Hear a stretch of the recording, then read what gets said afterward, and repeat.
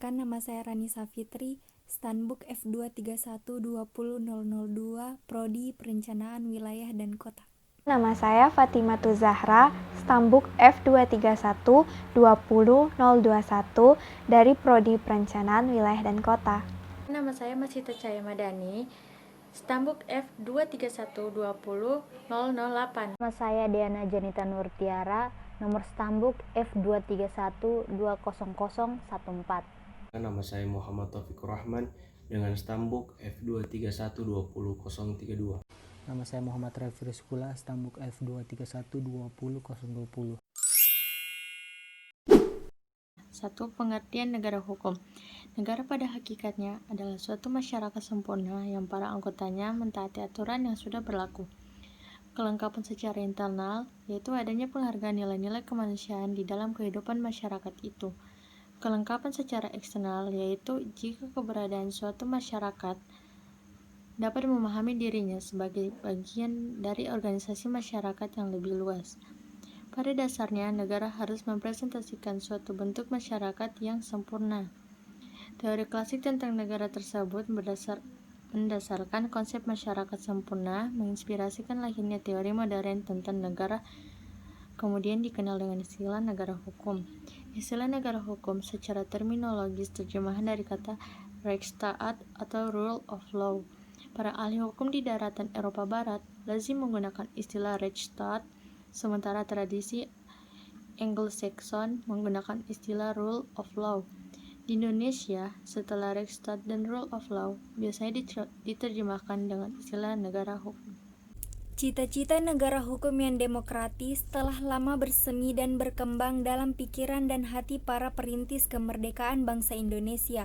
Apabila ada pendapat yang mengatakan bahwa cita negara hukum yang demokratis pertama kali dikemukakan dalam sidang Badan Penyelidik Usaha-usaha Persiapan Kemerdekaan Indonesia adalah tidak memiliki dasar yang historis, karena para pendiri negara waktu itu terus memperjuangkan gagasan negara hukum.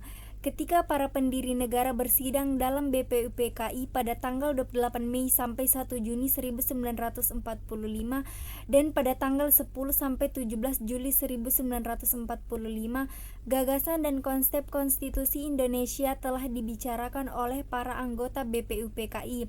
Melalui sidang-sidang tersebut dikemukakanlah istilah Rechtsstaat oleh Mr. Muhammad Yamin. Semangat cita negara hukum para pendiri negara secara formal dapat ditemukan dalam setiap penyusunan konstitusi, yaitu Konstitusi Republik Indonesia Serikat pada tahun 1949 dan Undang-Undang Dasar Sementara pada tahun 1950. Dalam konstitusi-konstitusi tersebut dimasukkanlah pasal-pasal yang termuat dalam Deklarasi Umum HAM PBB pada tahun 1948.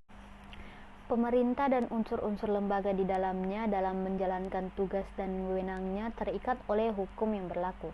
Dasar yuridis bagi negara Indonesia sebagai negara hukum tertera pada pasal 1 ayat Undang-Undang Dasar Negara Republik Indonesia 1945. Negara Indonesia adalah negara hukum.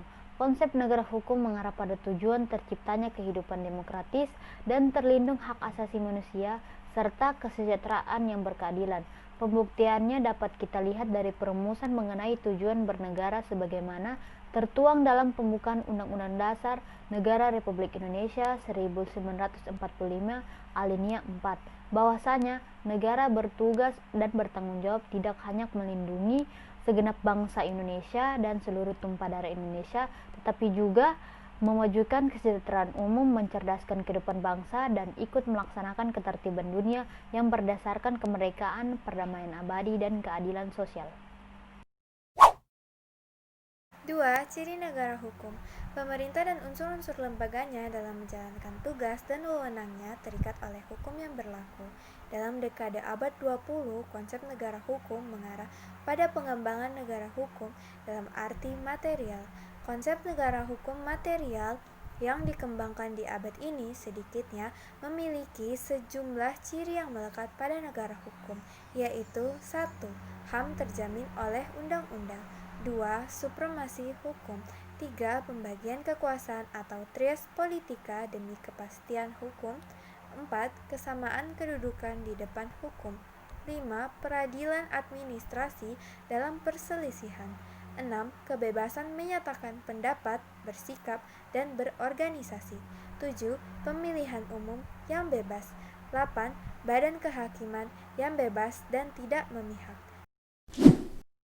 Keberadaan negara hukum Indonesia dalam arti material harus dimaknai bahwa negara Indonesia adalah negara hukum, dinamis atau negara kesejahteraan, yang membawa implikasi bagi para penyelenggara negara untuk menjalankan tugas dan wewenangannya secara luas, komprehensif, dilandasi ide-ide kreatif dan inovatif.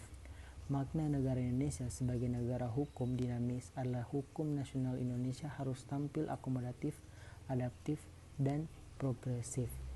Akomodatif artinya mampu menampung keinginan masyarakat yang dinamis.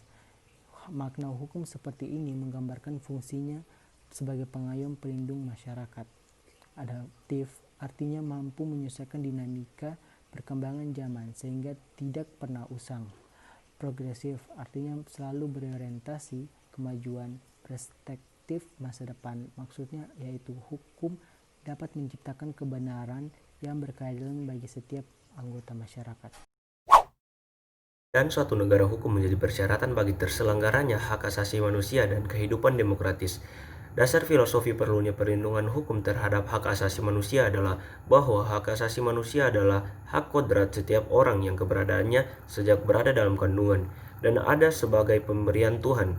Negara wajib melindunginya. Pelindungan hak asasi manusia di Indonesia secara yudiris didasarkan pada Undang-Undang Dasar Negara Republik Indonesia tahun 1945.